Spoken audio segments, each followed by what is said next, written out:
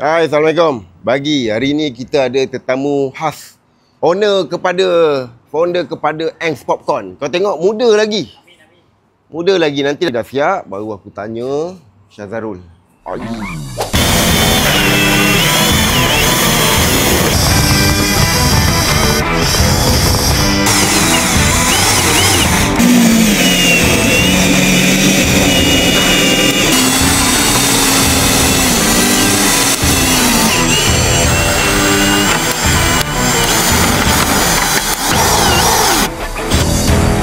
Cermin dah buka, guys.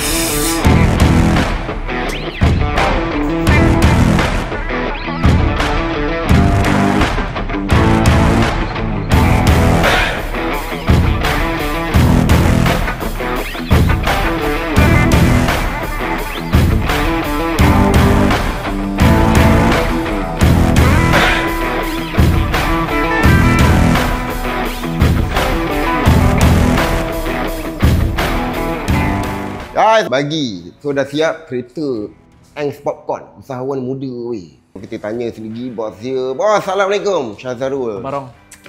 Aku dah lama sebenarnya nak buat kereta dia daripada R34 dia weh.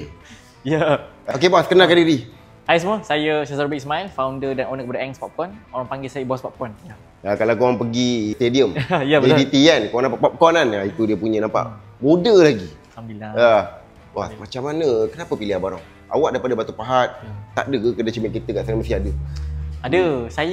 Saya dah lama kenal Abang, tapi bukan sebab saya kenal, saya buat dengan dia. Because trust on quality tu. Selalu tengok video Abang, tengok kat TikTok quality tu. Kita boleh rasa quality melalui hati Abang. Betul. Quality awak, saya pilih awak. Betul. Bila kita bercakap pun bercakap dengan hati pun lain. Ya, betul kan. So bos, boleh review kau punya kerja? Mantap.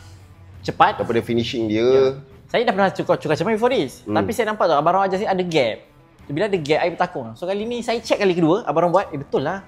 Memang cantik ini lah wayang ukuran dia. Kemudian yang sebelum ni cover pun tak. Ya, dia tak lekat habis. Tak lekat habis. So dah masuk fit. Sebab cover dia memang fit. So nak buka nak kena ni, biasa diorang boleh buka tapi patah kaki dia.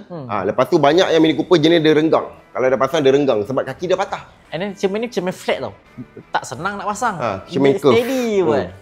Cun lah, saya puas hati, saya puas hati. Last kali bos, saranan awak pada orang yang tengok video ni, orang Batu Pahat banyak ni. Panggil orang datang. Oh, Batu Pahat, ya. Nak cari tukar cermin, saya sarankan cari yang berkualiti. Sebab kita kadang tak tahu, kita tak ada knowledge. Jadi nak cari cermin, cari Abang.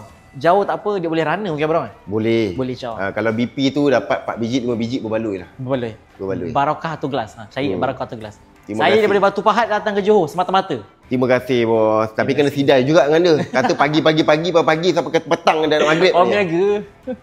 So guys, itu aja bos. Last kali bagi Pagi.